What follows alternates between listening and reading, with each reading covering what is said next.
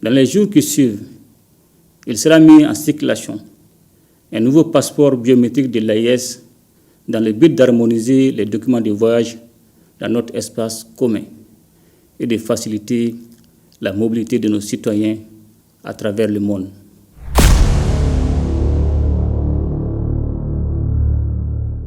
Le Mali, le Burkina Faso et le Niger, ça fait du bien de dire le Mali, le Burkina Faso et le Niger.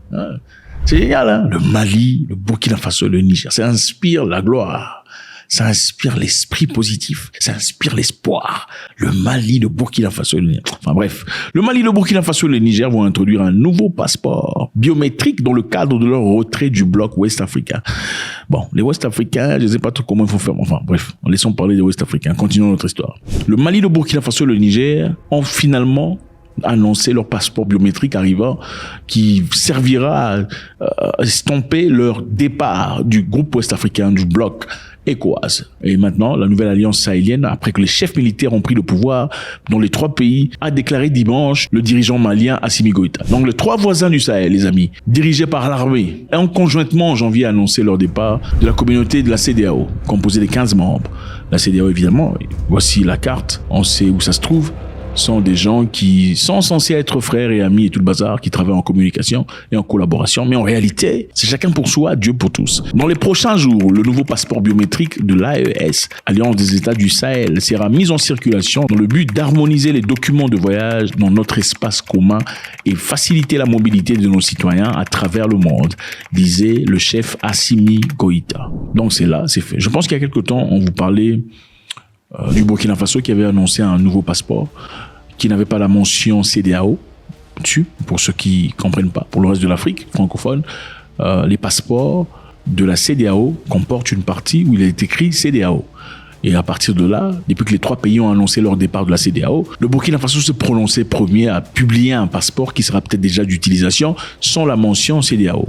Mais ce qui était intéressant de remarquer est qu'il n'y avait pas non plus la mention AES, Alliance des États de Sahel. Maintenant, certainement, ils se sont mis ensemble, en collaboration, en coordination, pour annoncer qu'ils vont bientôt avoir leur passeport à eux. Et évidemment, les gens de la CEDEAO ne sont pas très contents. Ils disent que ceci empêchera, ça va déranger la circulation de 400 millions de personnes qui seront en difficulté désormais, auront besoin de visa pour aller dans un pays prochain, auront besoin de papiers, de cartes d'identité, tout le bazar. Ça sera très compliqué.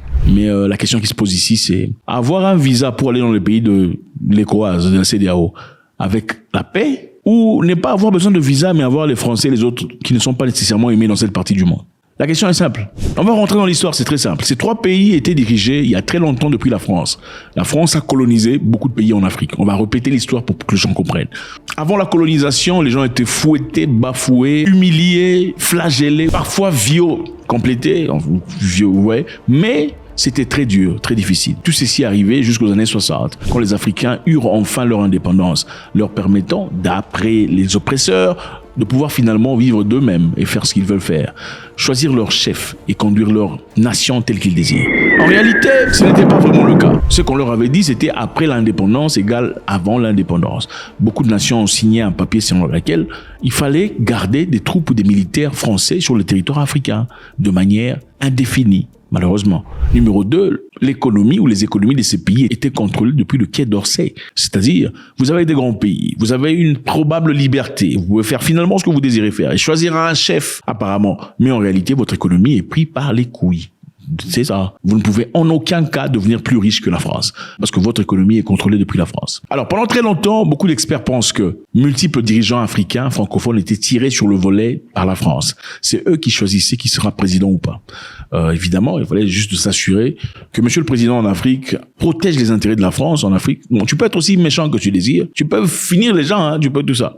Mais du moment que tu t'assures que les intérêts du boss ou du patron ou de la France est assuré, ce n'est pas grave. On ne dira jamais que tu es dictateur, tu es méchant. La preuve en est, il y a des présidents qui ont à peu près 100 ans. Qui sont là. Mais on n'a jamais posé de questions, on n'a jamais remis en question. Bref, continuons notre histoire. Le Niger, par exemple, est un pays très riche. Un pays qui regorge de sources presque intarissables d'uranium. Et l'uranium, pour ceux qui savent pas, est l'outillage nécessaire dont on a besoin pour l'énergie nucléaire. Et aussi pour la production de l'électricité et la création des bombes atomiques. Voilà la bombe atomique. L'uranium nigérien, pour prendre seulement cet exemple, était utilisé principalement par la France, qui était colonisateur de ce pays pendant très longtemps. Et la France se servait tellement d'uranium du Niger qu'il pouvait produire assez d'électricité, pas seulement pour les Français, mais aussi pour en revendre aux pays européens. Vous voyez un peu? Mais pendant ce temps, les Nigériens eux-mêmes vivaient dans le noir. Beaucoup parmi eux, en tout cas. Incroyable. Pendant ce temps, le Niger avait besoin d'importer l'électricité venant du Nigeria, pendant que le pays produit assez d'éléments pour en fournir pour tout le peuple. Beaucoup parmi la population nigérienne vit sous le seuil de la pauvreté, dans la misère, la galère, pendant que les Français en bénéficient. Maintenant, c'était incohérent et inacceptable pour ce groupe de personnes qui sont justement venus après, qui ont dit assez c'est assez, trop c'est trop. Ils ont finalement décidé de renverser le président Mohamed Bazoum, qui est au pouvoir depuis un moment. Pourquoi Bazoum a été renversé? Bazoum a été renversé parce qu'on trouvait qu'il travaillait plus pour les intérêts des Français que pour les intérêts des Nigériens, c'est-à-dire des autochtones. L'histoire très similaire s'est répliquée au Mali et au Burkina Faso. Et évidemment, quand vous prenez 3 personnes qui ont potentiellement les mêmes potentiels et les mêmes difficultés, naturellement, ils s'attirent et deviennent amis. Le Burkina Faso, le Niger et le Mali ont demandé le départ des Français, qui étaient là depuis assez longtemps, sous prétexte qu'on combattait les terroristes. Bon, écoutez, quand vous êtes malade, que vous partez dans les chiottes toutes les 5 minutes, et que ça va pas, vous partez voir un médecin, n'est-ce pas? D'accord, le médecin vous offre quelques histoires pour prendre le matin, le soir. Vous en prenez pendant 3 jours et ça fonctionne pas. Qu'est-ce que vous faites? Vous continuez à voir le même médecin pendant que ça pète de partout. Quand il y a des visiteurs dans le salon, c'est bizarre. Ou bien vous partez chercher un nouveau médecin. Je pense que la deuxième option est la plus évidente. Si le médecin qui vous traite n'arrive pas à contenir les difficultés que vous avez, vous en cherchez un autre. C'est exactement ce qui s'est passé. Et le nouveau médecin dans ce cas, c'était la Russie. Donc ces 3 pays ont jugé bon de travailler avec la Russie parce que d'après eux, la Russie est un meilleur médecin, en tout cas dans ce contexte, meilleur que la France. Les Français n'étaient pas très contents. Pas du tout. On leur a rappelé comment les Français ont participé à leur civilisation, participé à leur développement, à leur intelligence, participé à leur... Enfin, bref, participé en les chicotant, les flagellant peut-être. Bref, continuons notre histoire. Voilà pourquoi, encore une fois, je dis que la fraternité, ce n'est pas la couleur de peau. Ça n'a absolument rien à voir, ce n'est même pas la nationalité. Okay. Vous avez des ennemis qui sont de votre nationalité. Des vrais ennemis, ils vont vous tuer. Ne vous en faites pas. Et vous avez des frères qui sont ailleurs. Trouvez vos frères. Le fait d'être noir, ça ne veut pas dire que nous sommes frères. Voilà pourquoi j'aime pas vos histoires de moi. Moi, je ne suis pas votre frère. Vous avez déjà vu quelqu'un... Écoutez, la fraternité se prouve. On prouve qu'on est frère. On ne dit pas c'est mon frère. Ce n'est pas mon frère. Je ne suis pas ton frère. Il faut aller appeler ton cousin là-bas ton frère. Je ne suis pas ton frère. Les frères sont les Maliens, les Nigériens et les Burkinabés. Ceux-là sont frères. Parce qu'au moment des difficultés, ils ont été là. Ils ont été présents. On se rappelle tous du moment où la CEDEAO s'est réunie préparant une attaque contre le Niger. We are ready to go anytime the order is given. The D-Day is also decided, which we are not going to disclose. Regardez ces gens-là, ce sont les Africains qui s'apprêtent pour aller détruire d'autres Africains parce qu'ils veulent réinstaurer un autre président que eux veulent. Donc ils sont prêts à mettre en cause, prêts à remettre la vie de milliers de personnes, des millions de personnes au Niger pour réinstaurer un président. Vous aimez le peuple nigérien tellement que vous êtes prêts à leur mettre en guerre pour remettre monsieur Bazoum, une seule personne. Mais c'est déplorable. Je vous rappelle que le groupe d'ECOWAS, la CEDEAO, est parti demander aux Européens de l'aide sur le plan militaire pour aller renverser ces gens. Oui, ils ont demandé de l'aide. La visite cet après-midi a donc pour but d'expliquer notre position à l'Union européenne, ce qui a motivé les diverses mesures prises par la CEDEAO et la collaboration que nous recherchons de la part de tous nos partenaires. Comme vous le savez, le monde est un village planétaire. Un événement dans un endroit particulier affecte le monde entier. C'est pourquoi nous estimons qu'il est important de venir en Espagne pour parler à nos partenaires de l'Union européenne afin qu'ils comprennent ce que nous faisons et qu'ils nous apportent le soutien qu'ils sont en mesure de nous apporter. Donc, des Africains partent chercher de l'aide auprès des Européens pour faire du mal à d'autres Africains. Et vous parlez de fraternité. Quelle fraternité? Il faut arrêter vos bêtises. Maintenant, le bloc de l'Alliance de Sahel vous apprend ce qu'est une fraternité. C'est ça, une fraternité. Ils auront un passeport unique. En tout cas, ils auront un moyen de communication unique. Et désormais, ils s'en foutent de l'ECOWAS, CEDEAO et tout le bazar. Ils vont circuler comme ils désirent, c'est vrai. Les gens de la CEDEAO disent que non, désormais, ça sera difficile pour vous, parce que 400 millions de personnes, ils auront besoin de visa. Mais écoutez, on s'en fout, on va chercher un visa. Aujourd'hui, on a besoin de visa pour aller partout dans le monde, quand on est africain, n'est-ce pas? On a besoin d'un visa pour aller en France, on a besoin de visa pour aller au Maroc. Ça change rien, c'est la même chose. Mais au départ, le plus important est que on est à côté de soi des vrais amis et des vrais frères. Il faut arrêter de faire des bêtises.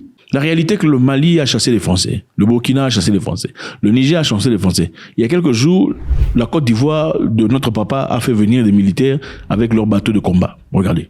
Bon, un bateau de guerre qui vient en Côte d'Ivoire, c'est vrai, disons que c'est pour les intérêts des Ivoiriens, et tout le bazar. Ce bateau de guerre est d'une personne qui est l'ennemi de votre frère, entre parenthèses. Êtes-vous vraiment frère? Ce n'est pas possible. Est-ce que toi, tu peux être ami à quelqu'un qui est l'ennemi de ton frère? Le problème, ce n'est pas les Français. Le problème, c'est la politique internationale d'asservissement. Les gens ne veulent plus. S'il faut une coopération, il faut une coopération équilibrée, dans le respect. Là, il n'y a pas de souci. On peut faire l'alliance même avec des Chinois ou des Singapouriens, on s'en fout. Avec des Bangladeshois, c'est pas grave. Mais si c'est pour venir dominer, contrôler, comme ça a toujours été dans le passé, alors là, niet, on n'accepte pas. Vraiment, on préfère les Russes.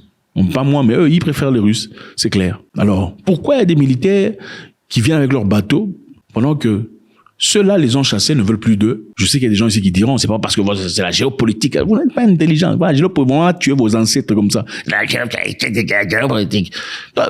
Il faut être honnête. Vous n'êtes pas frères. C'est ça l'hypocrisie dont je parle. Chacun vit pour ses intérêts personnels. La géopolitique dont vous parlez, ce n'est qu'une allusion sur les finances. Ce sont les intérêts que vous cherchez. Et alors, s'il y a les intérêts qui priment sur la fraternité, alors ne parlons plus jamais de fraternité entre Noirs, parce qu'il n'y en a pas. En tout cas, il y en a parmi certains. Moi, je ferai partie d'un bloc bien précis, c'est clair. S'il faut soutenir le Burkina Faso, le Mali et le Niger, je suis 100%.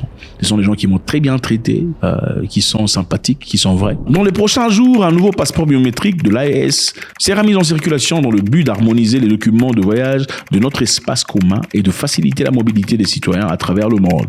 Le chef de l'État, Assimi Goïta, a dit. Il a encore ajouté en disant qu'il envisagerait de lancer un canal d'informations partagées afin de promouvoir une diffusion harmonieuse de l'information des trois États. Bon, je comprends pas tout à fait ce qu'il veut dire par là, mais certainement, ils vont chercher un moyen de synchroniser leurs informations de sorte que ça sorte pur dans les trois pays.